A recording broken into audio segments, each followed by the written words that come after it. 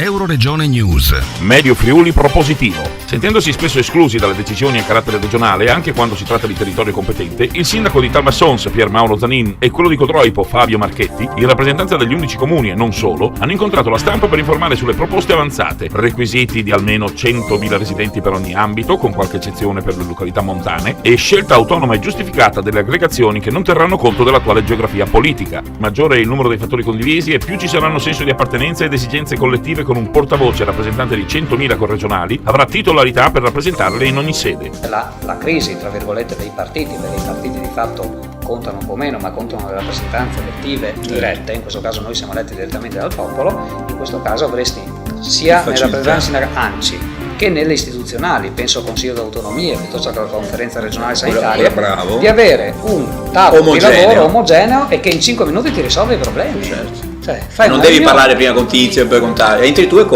rappresenti una cosa, c'è una dimensione, una massa critica. Ti sei smazzato prima, arrivi là ed è più facile anche per la regione. Chiunque governi la regione, sia oggi il centro-sinistra che domani mattina, come accadrà, il centro-destra, perché c'è stata un'alternanza proprio quasi manuale.